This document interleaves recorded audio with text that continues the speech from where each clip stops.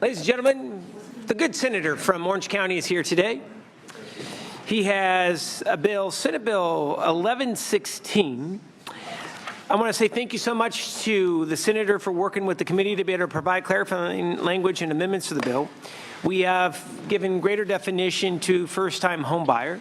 We've excluded sellers who sell to related parties from qualifying for the increased exclusion.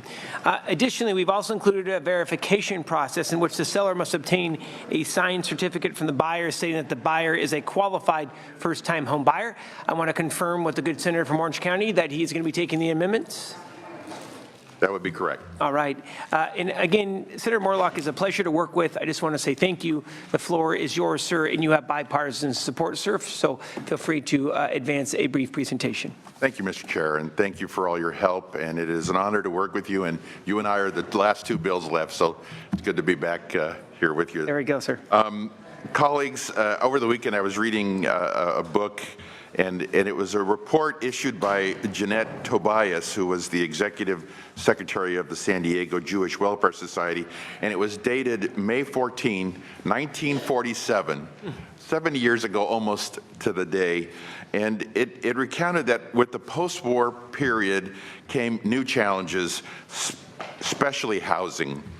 San Diego's population skyrocketed after the war. The mild climate and booming defense economy attracted returning soldiers and their families, as well as other Americans who saw opportunity and fair weather as a winning combination. Add a baby boom to the swell of newcomers, and San Diego found itself with a real housing shortage. So Tobias called housing the biggest and toughest challenge facing the agency in the immediate post-war period. And colleagues, we are here again. It's 7 years later, and here we are facing another housing shortage at this particular time in our state's history. So the good news is that, as you've seen, we've had just an incredible array of bills today trying to address this situation, and the legislature has been looking at numerous other solutions to address this major concern once again. Senate Bill 1116, which is before you, is one of those possible recommendations to consider. It's very simple. There are many benefits available to first-time home buyers in California, but most of them assist in lending alternatives. But if a young couple does not have the best offer in a hot market, then the financing opportunities will not be availed. So how do we assist in overcoming this hurdle? If we can give the seller, not the buyer, but the seller an incentive to sell a personal residence to a first-time home buyer, then we could change the game. So let's say a seller receives two offers, both for $500,000. One party is an investor who's going to rent it out. The other party is a young couple starting out. We want to give an incentive to the seller to pick, because they get to pick the buyer, and make sure that it's the younger couple. If the investor ups the bid, then at least there's some room for the sellers to say, wait a second, we're still going to sell to the young couple because we'll make it up in tax savings. So the tax savings allow for an additional $500,000 to the capital gains exclusion that's in federal law. It would be, that's for a single person. It'd be $100,000 for a joint return. So with that, we've got sellers that maybe are moving on to retirement facilities, closing down, selling out. I would think they would love to be able to sell to a young couple and leave an opportunity to another young family starting out just like they did. So that's the intrinsic value as well, colleagues. This is an opportunity to keep younger members of our workforce in California. I want to thank the chair, the committee staff, and the Franchise Tax Board for their recommended amendments, which I gladly accept. Clarifying the definition of a first-time buyer, providing verification of same, preventing conversion to non-residents, and prohibiting this benefit for transactions between related parties. They're all excellent additions, and I respectfully request an aye vote. And I'm honored to have Tony Capitelli, who is the brainchild of this idea, and someone I've known for a long time. Actually even went to his wedding many years ago. So to have him as my key witness. But speaking of weddings, today is May 9th, and I want to say on the record that 38 years ago today I proposed to my wife. So that's life sweet. is good. There we give him a round of applause. There we go. I love it. How did you propose? Took her to a restaurant in Newport Beach, Corona Del Mar, called Five Crowns, right there on PCH, and after dinner, I pulled out the ring, and That's fantastic. it was a great evening. She's a wonderful lady, and she's put up with this crazy schedule that you and I and Senator Bell and Senator Wynn put up with. It's not easy being the spouse of a state senator, but she's just been very special. Were you nervous? Was I nervous? Yeah. Yes, I was. All right, hey, there we go. Wonderful. Hey, congratulations. How long have you been married? I have been married for 9 years. Look at that, and just like right off the bat, I like it. My wife is listening. All right, hey, there we go. Way to get it right. Sure. Thank you so much, sir. The floor is yours. You do have bipartisan support.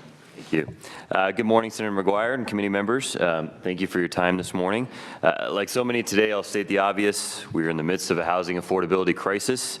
The state's median home price in March was about $540,000. That means that only 32% of residents in this state can afford to buy a median-priced home. The solution to this is simple: supply. Accomplishing the solution, however, will take us decades.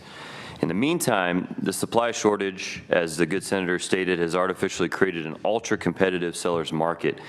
I can tell you personally, I sold my 3-bedroom townhome in Costa Mesa in 9 hours. Last month, the median days on market in Orange County was about 13 days. First-time buyers finding a home is especially difficult. The real estate transaction is incredibly complicated, and when most are looking to sell their home, they're simultaneously looking for their next move. All cash buyers and those with large down payments are appealing to sellers because the risk of falling out of escrow is very low. First-time buyers, however, are often approaching a transaction with as little as 3.5% down. That puts them at a natural disadvantage, and a seller market only exacerbates that problem. According to Adam Data Solutions, 10% of sales in 2006 were all cash sales. In 2017, that number is up to 29%. What is resulting is a steadily declining California home ownership rate. According to the U.S. Census, the owner-occupied rate went from 57.4 in 2010 to 54.1 in 2016. Now, although this doesn't seem like much of a change, the danger lies in the fact that that number has not improved with the economy. The stock market is up, unemployment's down, and wages are slowly rising, yet home ownership is steadily declining. SB 1116 works to level that playing field. Homeownership is the best and easiest way to move up the economic ladder and generate wealth for your family. The average homeowner has $199,000 in wealth, while the average renter only has $2,500.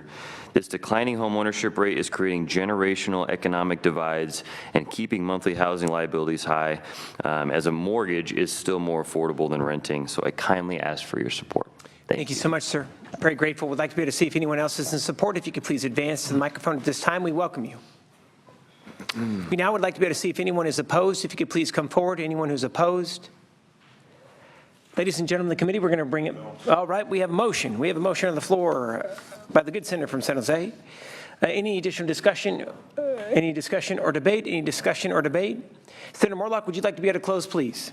Mr. Chair, I request respectfully, and I vote. Thank you so much. We do have a motion on the floor. This is due pass as amended to appropriations by Senator Bell. Roll call vote, please, Ms. Lanchester. Dwyer. Aye. Dwyer, aye. Wynn. Wynn, aye. Bell. Bell, aye. Hernandez. Hertzberg. Hertzberg, aye. Laura. Morlock. Aye. Morlock, aye. 5-0. 5-0 bipartisan group hug here today. Thank you so much. We're going to keep the roll open.